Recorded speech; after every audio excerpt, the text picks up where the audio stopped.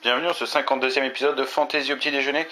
Et oui, c'est déjà les clémentines, donc déjà quasiment l'hiver, et vu que le vent souffle, la grisaille bat contre les fenêtres, on va essayer de se remonter le moral.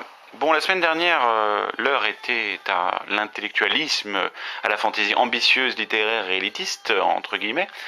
Bon, on va changer de cap aujourd'hui et on va proposer plutôt de la jeunesse. Ça faisait longtemps qu'on n'en avait pas parlé ici.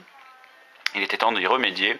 Et j'ai choisi de parler aujourd'hui d'un titre qui fait un petit buzz sur Internet, qui a un petit relais dans les du bouche à oreille assez important. Il s'appelle Hunger Games.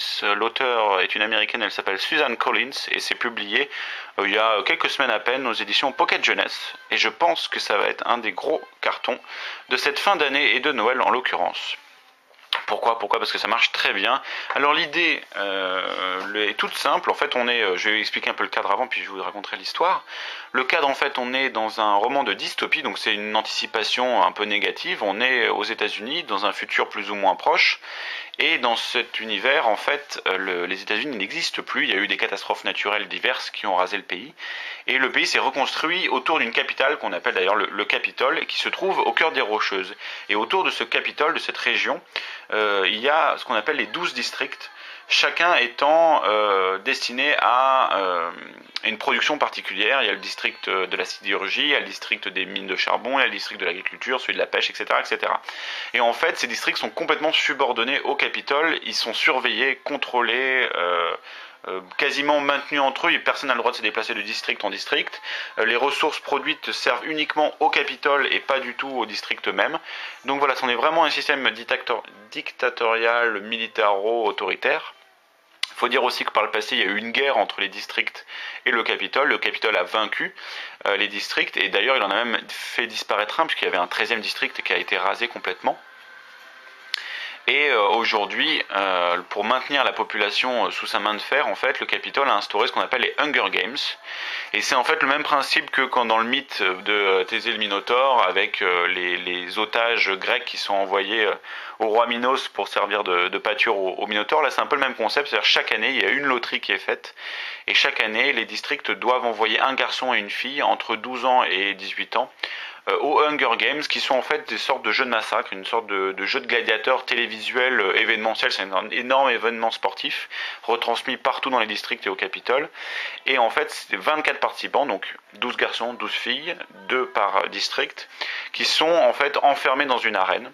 Et il n'y a qu'un seul survivant. Ils ont des armes, ils ont du matériel, ils ont des munitions, ils ont quelques protections, mais il y a aussi des éléments extérieurs, des dangers extérieurs.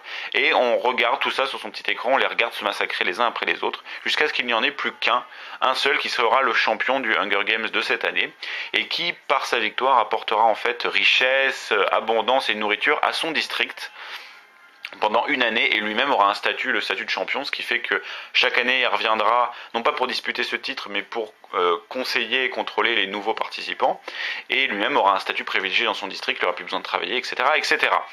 Et ce système en fait est tellement instauré qu'il y a des districts qui sont un peu plus favorisés par rapport à d'autres, où c'est quasiment un honneur de gagner les Hunger Games. Donc on va avoir d'un côté les districts qui sont toujours favoris plus ou moins, qui gagnent en général souvent les Hunger Games, et d'autres qui sont tout le temps les derniers, notamment le 11e ou le 12e, où les gens sont très pauvres et relativement affamés, et les gamins en général ne dépassent pas la première journée aux Hunger Games.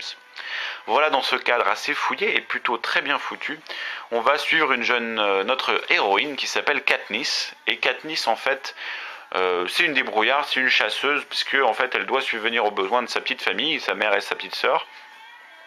Et elle a appris à chasser grâce à son père. Bon, son père est mort dans la mine. Et depuis, elle sait se débrouiller, elle sait mettre des collets, elle sait tirer à l'arc extrêmement bien, elle sait se dissimuler dans la forêt, etc., etc. Puisque la nature est redevenue beaucoup à l'état sauvage dans ce monde-là, donc il faut toujours faire attention à l'extérieur. Et dans cet univers, voilà que notre jeune Katniss va être obligée de participer aux Hunger Games, puisque sa petite sœur qui a 12 ans, et c'est sa première participation, et donc elle n'a qu'un ticket dans le jackpot, et bien malheureusement ça va tomber sur elle, et Katniss, pour sauver sa petite sœur de 12 ans qui a quasiment aucune chance de survivre, décide de se porter volontaire à sa place. Et la voilà, elle, Katniss, avec un autre garçon qu'on appelle Pita, qui vont être les deux élus du district 12 et qui vont se retrouver à aller au Capitole pour défendre les couleurs, entre guillemets, du 12e district et essayer de survivre à cet enfer.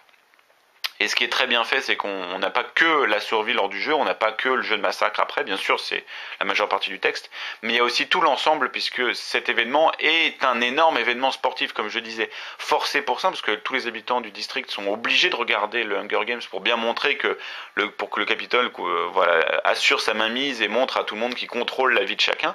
Mais aussi au Capitole, c'est un événement exceptionnel, c'est la fête de l'année, tout le monde, les gens parient, les gens s'habillent, il y a des énormes cérémonies avec feux d'artifice, avec les participants qui se baladent sur des chars extraordinaires, etc., etc.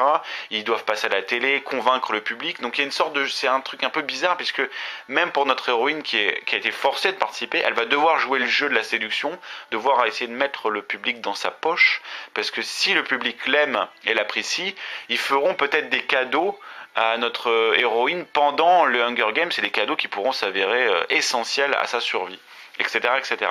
Et tout cet univers extrêmement bien fait et donne un ton énorme, et ce qui fait en plus qu'après quand on est dans le Hunger Games même, là, ça ne s'arrête jamais. Et c'est la grande force de ce texte, puisque pour être honnête avec vous, je l'ai fini à 4h30 du matin, ce qui ne m'est pas arrivé depuis très très longtemps. Et ça, c'est à saluer, c'est très plaisant. On prend plaisir à lire d'autres livres plus fouillés, plus détaillés, où les pages se tournent plus lentement. Mais de temps en temps, avoir un bon gros thriller comme ça, blockbuster, popcorn, qui va à 100 à l'heure et qui cartonne, c'est très très plaisant. Et c'est ce que j'ai trouvé dans ce bouquin-là. Ça ne s'arrête jamais. Dès le premier chapitre, quasiment, on a un cliffhanger, on a un retournement de situation qui fait qu'on a envie de découvrir la suite. Et c'est comme ça une sorte de fuite en avant, comme ça, qui s'arrête jamais.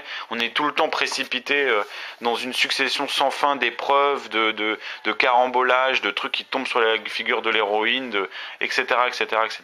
Et ça, c'est vraiment, vraiment très, très bien fait. Il y a même une écriture très visuelle, très cinématographique. On a déjà l'impression de voir le blockbuster sous nos yeux, déjà, d'être dans la salle obscure. Le tout associé à quand même des personnages de qualité. Katniss est très bien. Sa relation avec Pita, son acolyte en fait du district 12, est extrêmement bien faite, puisque pendant tout le truc on a une question: est-ce qu'on est ennemi ou ami? Parce qu'en grosso modo on vient du même endroit, donc on se soutient, en plus on s'apprécie parce qu'on s'est connus à l'école. Mais en même temps, c'est mon adversaire, il n'y aura qu'un seul survivant, donc comment faire? Est-ce qu'on s'entraide au début? D'accord, mais après, ça va forcément se retourner. Et en même temps, il faut s'entraider. Il y a des groupes qui vont se faire au début des Hunger Games, parce qu'évidemment, d'un côté, on a ce qu'on appelle les carrières, donc ceux qui viennent des districts favorisés et qui sont là juste pour la gagne, en fait, qui veulent vraiment gagner, et ceux qui sont là juste pour survivre. Il y a des groupes comme ça qui vont se faire, mais au sein même de ces groupes, on va assister à des trahisons, etc.